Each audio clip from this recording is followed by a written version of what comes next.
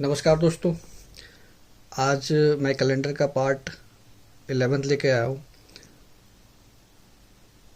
इसके पहले मैंने जो भी वीडियो बनाया है उसमें कैलेंडर का जो भी कॉन्सेप्चुअल पार्ट है उन सारी बातों को मैंने डिस्कस किया है और इसके कॉन्सेप्ट के बारे में बताया है। आज का जो ये वीडियो है ख़ास तौर से जो बेस्ड है वो अगर कोई डेट दिया हुआ है तो उस पर्टिकुलर डेट पे हम लोग डे को कैसे निकालते हैं उसी पे बेस्ड है। अभी तक जो भी मैंने वीडियो बनाया उसमें जो आज वाला कॉन्सेप्ट है वो मैंने कहीं नहीं बताया, और आज मैं जो बताऊंगा कि किस तरीके से हम लोग डे को निकालते हैं, कोई ख़ास डेट पे डे को कैसे निकालते हैं, उसका जो मैं आज बताऊंगा वो मैं बेसिक मेथड बताऊंगा। इसको बनाने का जो तरीका होता है, एक तो बेसिक होता है, दूसरा तरीका ये है कि आप इसका पर्टिकुलर मंथ का कोई कोड है उसके आधार पे ही बनाया जाता है।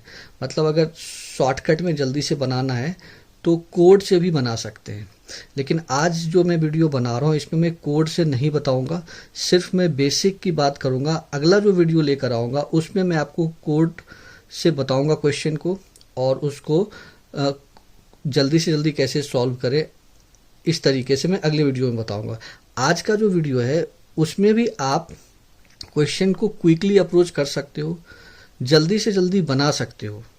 बस इसमें चाहिए क्या, आपको बेसिक का समझ चाहिए और आपका थोड़ा कैलकुलेशन फास्ट चाहिए, तुरंत ही सॉल्व हो जाता है क्वेश्चन।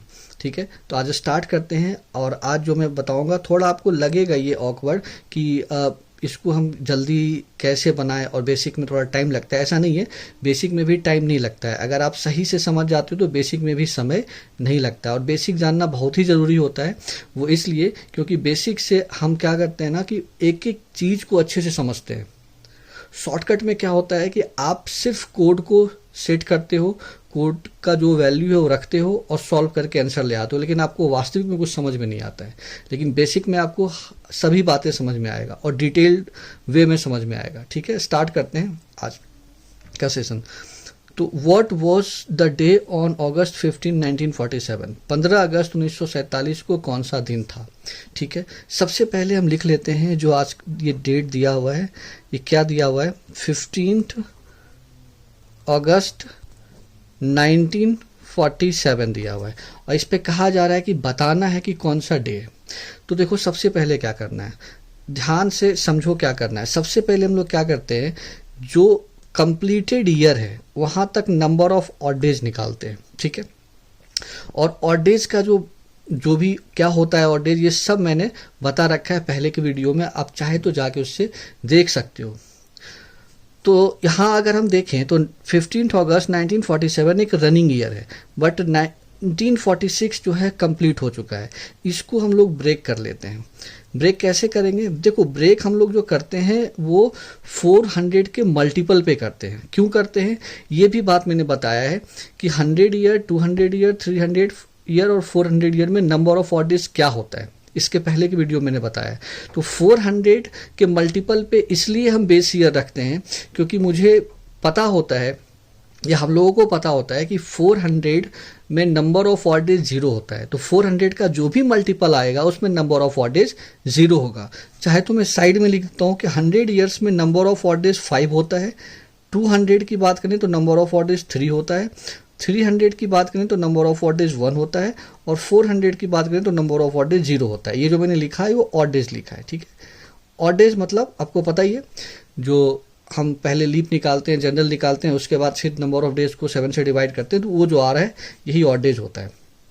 तो 1600 के बाद इसको हम 300 लिख सकते हैं, और उसके बाद यहाँ पे हम 46 ईयर को कर सकते हैं। ठीक है, अब यहाँ ध्यान से देखते हैं, 1600 को 400 का मल्टीपल है, आपको पता है, तो यहाँ नंबर ऑफ ऑड डेज क्या हो जाएगा, 0 होगा।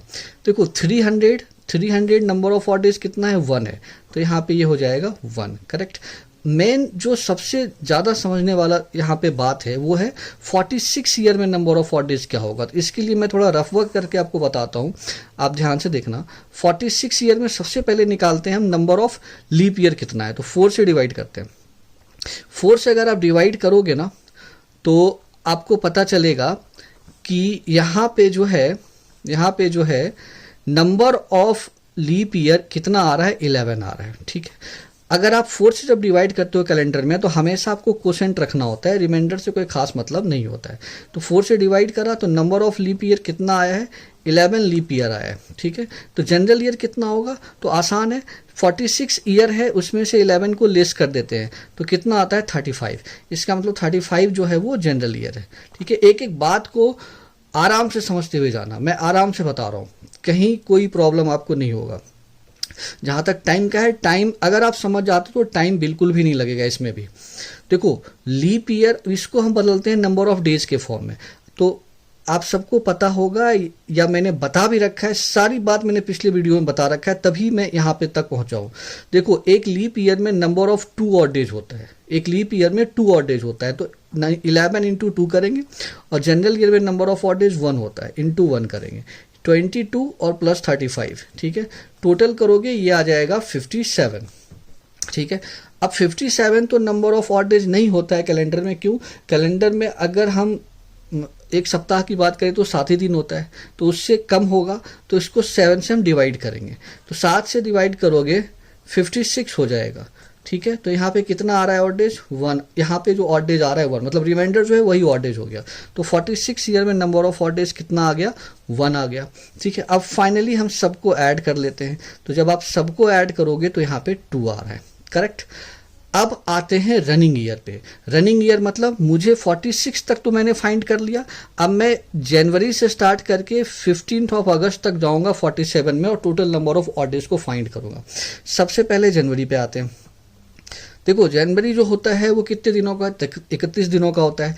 अब उसमें हम 7 का भाग कर देते हैं तो कितना बच जाता है, 3 रिमाइंडर बचता है, मतलब ऑड डेज 3 हो गया। फरवरी की बात करें तो ध्यान रखना 47 एक ऑर्डिनरी ईयर है, तो ऑर्डिनरी ईयर के हिसाब से तो फरवरी 28 दिन का होगा, तो नंबर ऑफ ऑड डे 0 होगा। उसके बाद आता है मार्च, मार्च में होगा 3, फिर आता है अप्रैल, अप्रैल में हो जाएगा 2, फिर आता है मई, ठीक है, मई हो जाएगा 3, फिर जून, जून में अगर देखें तो हो जाएगा कितना 2, और जुलाई में कितना होगा, जुलाई में हो जाएगा 3, और अगस्त मुझे कहाँ तक जाना है, 15 अगस्त की ही बात कर रहा है ना, तो जब 15 अगस्त की बात कर रहा है तो हम 15 तक ही रहेंगे, 15 को 7 से डिवाइड करेंगे, रिमाइंडर आएगा 1, मतलब ऑड डेज 1 आ रहा है। ठीक है, ये जो मैंने लिखा है सभी मंथ वाला जितना भी होता है डेज उसमें 7 से डिवाइड करके। अब सबको फाइनली ऐड करो, 3, 3, 6, 2, 8, 3, 11, 2, 13, 3, 16 और 1, 17, ये आ रहा है 17।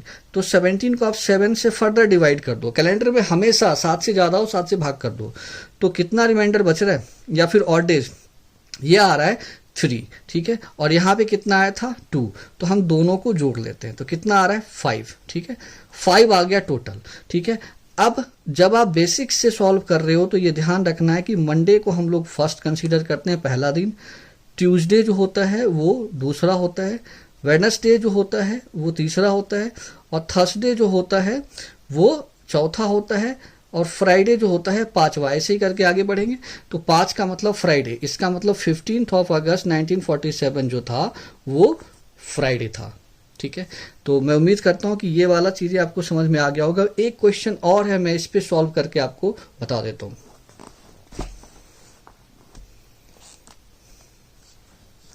देखो अब अगला क्वेश्चन है, जैसा कि मैंने इससे पीछे किया था और आपको मैंने एक एक बातें बताया, अब यहाँ पे आपको समझने में और आसानी होगा, तो यहाँ पे समझते हैं इसको।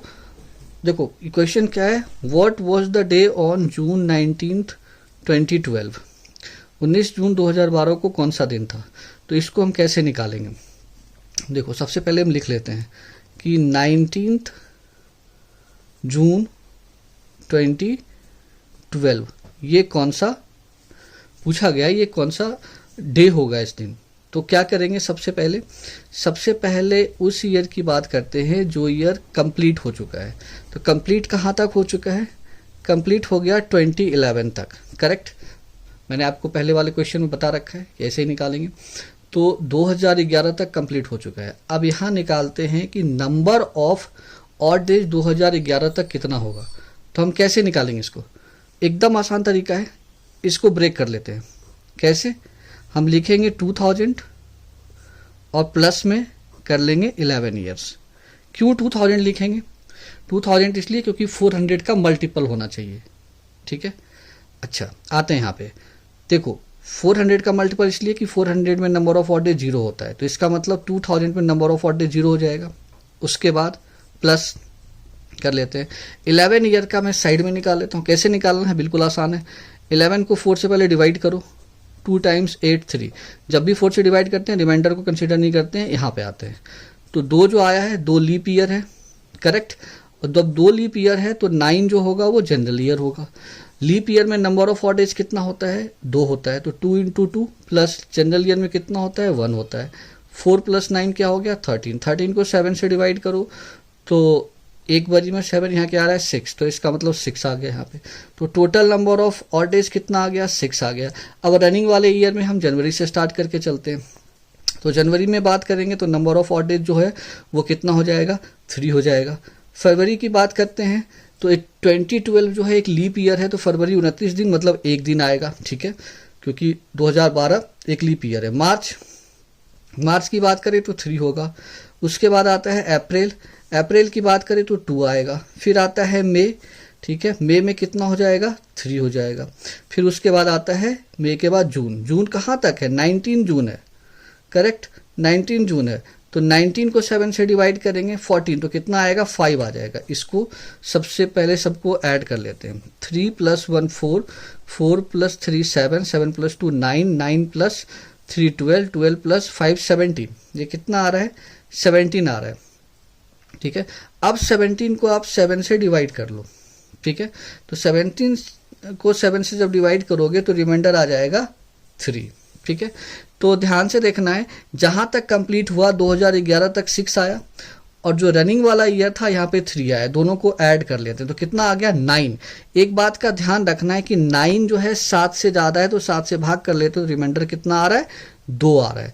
और दूसरा दिन जो होता है वो कौन सा होता है? तो दूसरा दिन जो होता है सप्ताह का वो होता है मंगलवार। तो मतलब इसका जो आंसर हो जाएगा वो ट्यूसडे हो जाएगा। ठीक है, तो मैं उम्मीद करता हूँ कि आज जो मैंने आपको बताया वो अच्छे से समझ में आपको आ जाएगा।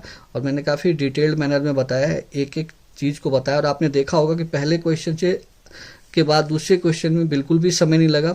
इसी तरीके से अगर आप जैसे जैसे समझ जाते हो तो बेसिक तरीके जिससे मैंने बनाया इसमें भी समय बिल्कुल नहीं लगेगा। अगला जो मैं वीडियो लेके आऊँगा इसका जो कोडेड फॉर्म होता है, जो जिसको शॉर्टकट में बनाते हैं, तो उसको